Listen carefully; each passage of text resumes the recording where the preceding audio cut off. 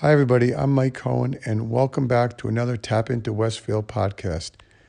I know it's been a long time since we've done a show for you, but we figure what better time to bring one back than now with all that's going on in the world. And today we have a very special guest for you. We have Alex Bernstein, a comedian who's performed not only in the New York, New Jersey area, but nationally. Alex has written many books on comedy, and it's really great to have him here. Welcome to the show, Alex. Thanks very much, Mike. Great to be here. Yes, and a lot definitely has been going on in the last 3 or 4 weeks. And how is the world of comedy going right now? The world of comedy is very interesting. It's not quite completely dead, but it's certainly, like everything else, making an effort to reinvent itself. The thing I've noticed is that some things lend themselves better to people locking themselves in a room better than others. I've seen a few live concerts from people's living rooms that have actually been, I thought, pretty good. The biggest problem with comedy is that, you're missing the audience, which is such a gigantic part of doing comedy. But I have seen people beginning to get out of their shells and try and do stuff. I actually saw. I usually hate to give them a big plug, but I saw Saturday Night Live did a live from home version last week that I just thought was fabulous. Was every bit great? No, it was very uneven, like every Saturday Night Live episode. But I just thought the fact that they got it together and they pulled it off was so endearing and fabulous. And they, Tom Hanks hosted. He didn't do a lot. He just introduced the whole thing and closed it. And they got Chris Martin to do a Bob Dylan song. So I think that's kind of how I feel about everything right now. I think it's important that artists and musicians and comedians pull together and do these things as much as they can. And some of my friends and I are doing it also. I'm in an improv troupe out of New Jersey School of Dramatic Arts, and we've started doing Zoom rehearsals that have been fabulous. And we brought some of those over to another group I do. And yeah, go ahead. Oh, no, I'm sorry. Have you done any Zoom Zoom shows yourselves, or Zoom routines or bits? I haven't done stand-up yet because I just haven't done it yet. In fact, we had two shows right when this hit that got canceled, and we were very excited about those shows, and they just got postponed like everything else. And then we were asked by one of the venues, could we do it virtually? And at that point, I didn't feel comfortable enough to do it. And so one of the venues, we did an improv thing, and which was similar to the rehearsals we did, and that went great. Actually, we're actually gonna keep doing that every 2 weeks. And we'll see about the stand-up. I'm not against it. I just want to make sure that if we do it, especially if we're doing it in a place where people have to, pay money for it, I really want to make sure that there's something there. But I think that that as these weeks go on, we're gonna figure it out.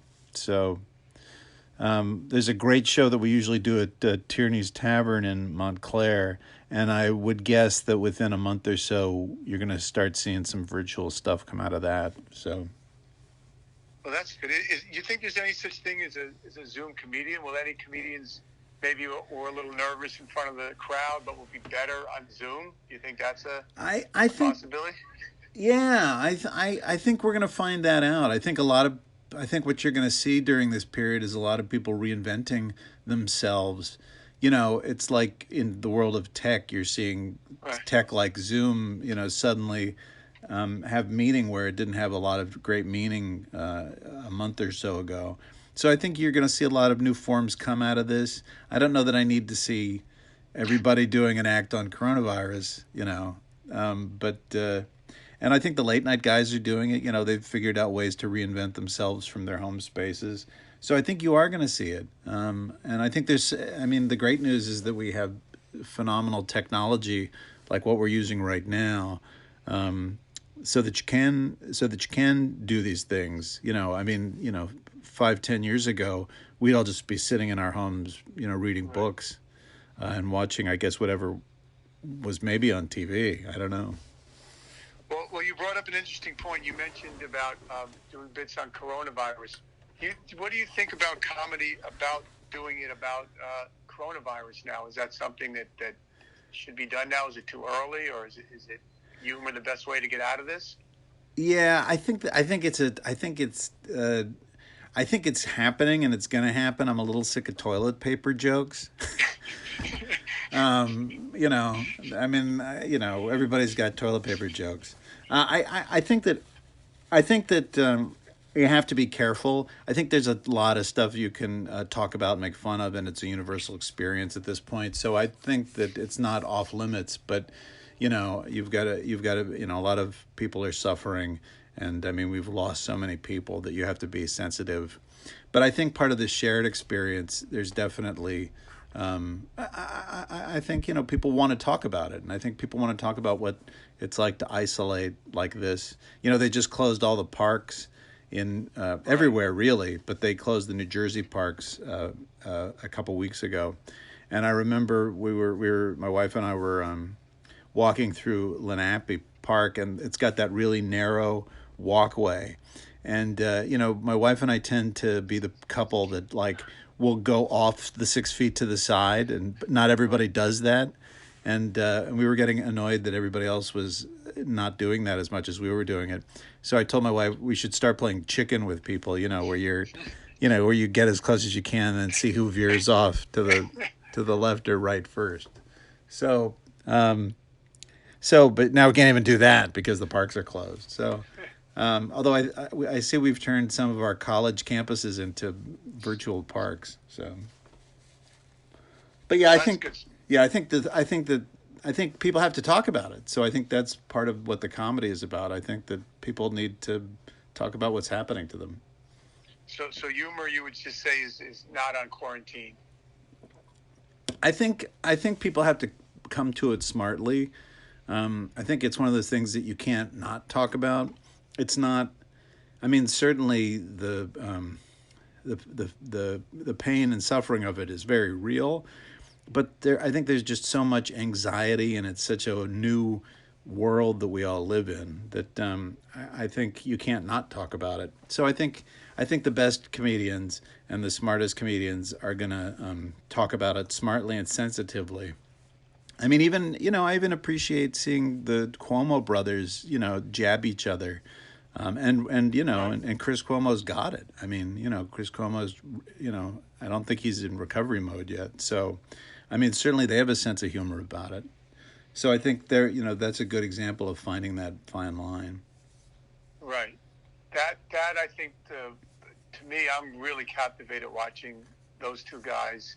It really is special. I think they've made the whole, to me, the way they interact and the way they deal with the coronavirus and the way they deal with each other has been heartwarming to a lot of people. Yeah, and it's nice because you can still be a governor, and you can still be a professional, and you can still be you can still be a phenomenal role model and show that you are taking this seriously, and yet you can still show that this is your family and you can have fun with each other, and and that's part of it. I mean, you have to if you don't if you don't sort of look at the human side of it, the potentially funny side of it, I mean, I think it becomes even more painful.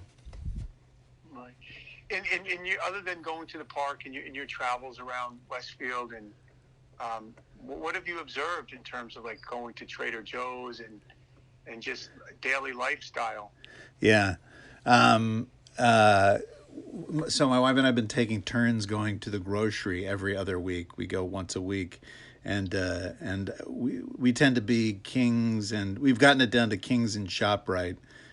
We abandoned Trader Joe's and Whole Foods and everything a long time ago, and which is a shame. I mean, I would probably pay about $1 million right now for a Dunkin' Donuts. I'm like, I had to.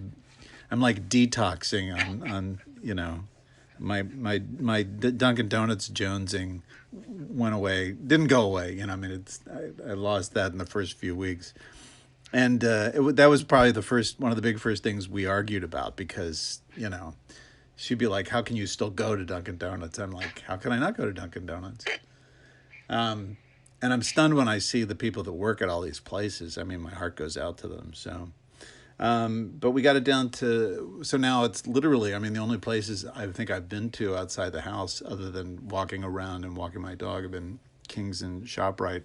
And typically I'd go to King's, but man, they're just more barren every week. But the crowds are a little less. But ShopRite has been, I mean, I stood out in like 30-degree weather a couple weeks ago at ShopRite, and I mean, I was there like an hour early because I'm I'm in the age range now where I get to go first theoretically, and that's good. yeah, I guess, and has some perks, right? yeah, but still, I mean, I waited in the. I mean, it's one of those. It's like the. It's like at the airport where you kind of hate and appreciate standing in line to get searched, and to go through the machines. It's like, why they're doing it and you sort of appreciate it, but you still don't want to stand outside for an hour in the freezing cold, wondering what's going on and all that kind of stuff.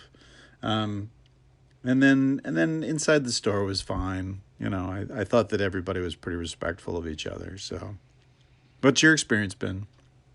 Well, what I've experienced is the quick stop-offs are just like in the past, like, I'm with my daughters and, let's go get a slice of pizza. Let's get, go to the deli. That is all planned out now. The things that you thought you took for granted, right? You have to really plan everything out in advance. You have to take food when you go out. And my wife and I have also been alternating who goes. So that part has definitely changed the lifestyle and the thinking of myself, and I think a lot of people. Yeah. Getting any kind of restaurant food or takeout is now an adventure. It's like a quest. It's a journey, and it was the same thing. We went to and it's God love the people who actually stay open. But I went to Calabria last week. And again, you can separate the people out by there's guys like me in masks and gloves sitting in my car, and people and keeping a distance. And then there were like 3 people like without a face mask and gloves who are like just hanging out near each other at the door, and it's almost like a gauntlet you have to run through to get your pizza. Yeah, I saw it all sort of happen. Like 2 weeks ago or 3 weeks ago, I would go in. Get the bag of food from sushi or pizza or wherever. Yeah. Come out. Then a week later, she would like meet me at the door and hand it to me. Now it's like it's either on the table, you prepay it, you pick it up and you go, or they bring it to the car. So each week, you're right. It's become more of a mission to get your food. Yeah. I took some clothes to the dry cleaner like 2 months ago. And I think when I dropped off the clothes, I was like, I wonder if I'll ever get back here to get these clothes. Maybe I shouldn't even take my clothes to the dry cleaner. And I hope they're still there when I pick them up in 3 years. Right. Well, that's the same thing. If you had returns before this and you didn't get them, then now you have, when are you going to make those returns again? Who knows, right? Right. Yeah. Thank God for Amazon. So. Right. Yeah, you see that the truck is still is delivering. And then the other thing I've seen, you have a dog too. Yeah. When you walk your dog at night, it's just the streets and there's no cars coming down. Like that's really a different feeling. Yeah. But your dog's like the happiest person on the planet. Yeah, my wife said that. Yeah, we're all home to keep the dog company. Right. One thing I haven't done that everyone I know has done is drink heavily. Are you drinking heavily? No, I haven't. I've kept myself. Yeah, I've been on conference calls at work where I know everybody's like drinking while we're working now and stuff, and and they don't know it. Like I was in a conference call at work the other day, and I got after a month, I'm like literally, I'm not being funny. I'm literally in like an Incredible Hulk T-shirt and shorts. And, and I'm like, I wonder if I should mention that I'm wearing an Incredible Hulk T-shirt and shorts in this meeting. The most exciting thing I did about 2 weeks ago is I cut my own hair. That was Well, that that was very exciting. and that's another thing. Yeah, The haircuts. I'm waiting on TV. I've been monitoring it to see when, like, how these people is their hair growing? How are they keeping their style going? yeah, so to I speak. noticed. Yeah, I noticed like Governor Cuomo got a haircut, and I Yeah, was like, wow, however he did it, he did a good job. yeah, right. Well, I'm a buzz cut. I usually just literally go to Supercuts, and they just give me like a number two all over. And I asked my wife and son if they would do it, and of course they just stared at me in horror. So I had to figure out how to do it myself, and I ended up and I was so proud of myself. I mean, I'm like a 5 minute cut when I go to the barber, and it took me half an hour, but I was very very proud of myself, including the back of my neck, so which you would think would be impossible. But I ended up buying a mirror, a clamp-on mirror on eBay or on Amazon that I could clamp on, so that I could have a back view too. So It's funny. the things we do, yeah, Well, we're about. I know. We talked earlier. We're I actually the exact same age, and I get the same haircut you have. I've been dreading it. I go and get the same haircut you just described. I haven't done it yet, but every day I get out the buzzer and I'm ready to do it. And one of these days I have to do it myself, like you did. yeah. It's very empowering. You should do it. Maybe after this call, I'll get out. I think you should. Yeah. And I'll give it a try. I had to use my beard trimmer to do it too, so that was the tricky part. And I've learned that I like sewing, so that's you find out things about yourself. And I was also going to say the good thing about if you give yourself a bad haircut, you basically aren't going to see anybody. That's really exactly going to tell you have a bad haircut. right. Well, that's where the drinking comes in. So it's a whole lifestyle. That's exactly right. Yeah. So I was going to ask you. Well, now we didn't get into really how are you doing? How are you personally doing? And also, I wanted to also ask you, where have you performed comically? Where have I performed? I'm like in my 50s, and I've been performing on and off for my whole life, and for the last few years, I really mostly in New Jersey and New York. I'm at kind of a point in my life where I don't need to perform a lot to get my fix. I mean, like I have a lot of friends who need to perform multiple times a week, and I feel bad for them right now, by the way. But I'm more of a once a month guy at this point. I just kind of, it's like, to me, it's like going to the gym. So I was performing a lot at Scotty's in Springfield, and then I've been performing for the last few years a lot in Montclair. But I performed in New York, and I'm originally from Cincinnati, and I used to perform all the time in Cincinnati, Ohio. And I've written a bunch of books, and one of the books I wrote was called Plurknib. I know it's and that's the story about my experience my senior year of high school when I first started doing stand up. I performed at this the only stand up club in Cincinnati in 1980. And it's about the first year of this club that I just happened to be at. I was the youngest comic at the time. I was 16, and comedy everywhere in America kind of exploded that year with cable TV, and so this club took off while I was there, and so the whole book is about my experience of being at one of the few times where I was in the right place at the right time when this club exploded, but trying to keep up with all these older comics. And what was cool about that is that when that book came out a couple of years ago, when the book came out, it prompted this big reunion of the club because all the comedians in the book and the club are real.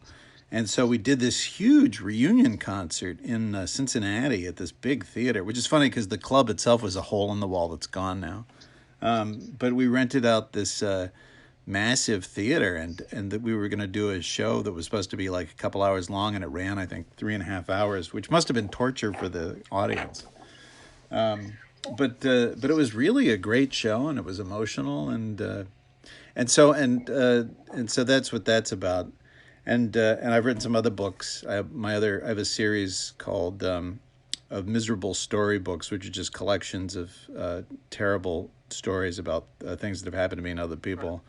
And that's coming out from Skyhorse Publishing right now. So we just did one, miserable love stories, and came out in January. And the next one, miserable holiday stories, comes out in September. So that's my plug. Well, that's good. Well, I listen to a lot of podcasts and a lot of comedians, and I'm always fascinated by they always ask, what was the first routine you did, the first time you went on? How did you do? Was it hard? Yeah, it was. Well, this is in the book too, but it was terrifying and it was exhilarating because my first show, I didn't know what I was doing, and I was flying by the seat of my pants, and I had been writing. I had a comedy group in high school, and we were performing. We had a regular show on the public radio station there, WAIF, which is sort of, for New Jersey folks, it's like the Cincinnati version of WFMU. And so I had been writing comedy for that for a year or two before this club opened. And when the club opened, I thought, well, I could do that. And I was terrible. I mean, but I put some bits together, and. But so the deal with this was that, so I was 16, and I shouldn't have been in the place in the first place because it was a bar. It served drinks. And I finally got them to let me go up on this first night. I promised I wouldn't drink it. I said, and I didn't even like to drink at that point. I was not a fan of beer. So I didn't think about it. And so anyway, they gave me a spot, and I invited a bunch of my friends. And the show actually went great. It went really well, and I was, and it was like floating. It was like this surreal, exhilarating experience. And I noticed out of the corner of my eye while I'm on stage that my friends there, who are from high school, have ordered a pitcher of beer. And as I come off the stage, the guy who owns the bar, who really didn't want me to be there in the first place, hauls all these guys outside and hauls me out, and he bans me from the bar for life. And it's the only comedy club in Cincinnati. So so my friends had an attitude, and he was right to kick them out. And I remember vividly, I was standing on the sidewalk, just trying to figure out what the hell do I do, and there was nothing to do. So my friends left, and I went back into the bar, and I basically begged the guy to give me a second chance. And he finally agreed to, but he said, he basically put me on comedy club bar probation. Double secret probation. And so I could continue to perform there, but I could never have a drink, which was fine with me. And it was funny, too, because one of the things I had to promise him was that I would not bring people to the bar. I would not bring people to the show, which today is like the opposite. Yeah, you can't. What he wants. Yeah, you can't not bring people to the bar. What they want, right? Right. Yeah. So it was more of a win-win than I probably knew at the time. But so, I mean, and then I had a lot of adventures while I was there. But then I was a regular there for the rest of the year till I left Cincinnati and went to college. And you still there, Mike? Boop. And I performed there like 70 plus times. Yes. I think I lost you. Yeah. I kept going though. I didn't lose a beat. So. Oh, good. You have it recorded though. Yeah, I do have it recorded. So it makes it even more real. Yeah. I'm gonna have to head out in a second anyway, though. Okay. So but, should we well, what? So should we should end the. I think your dog is a great way to end this. Should we have the dog say goodbye? I think so. Goodbye, Lola. It's TAPinto Westfield Dog Radio.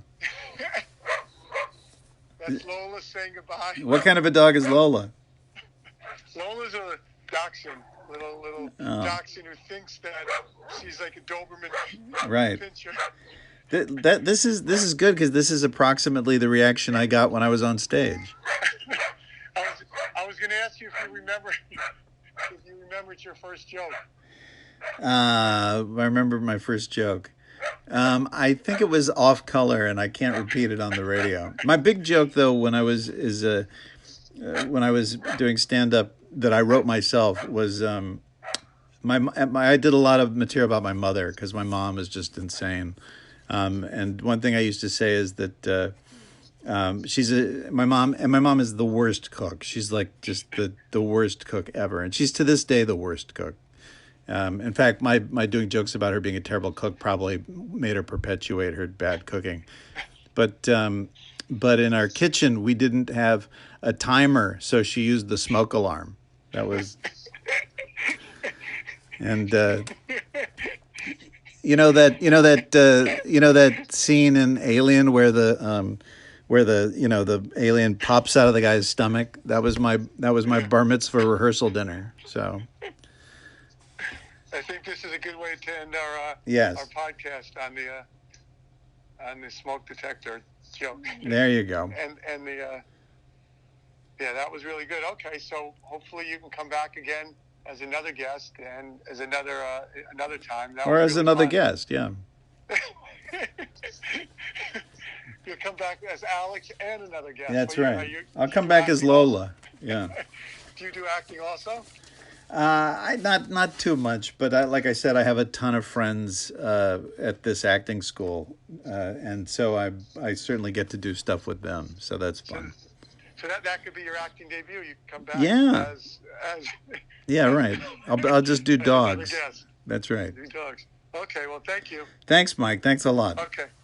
Bye. Talk to you soon.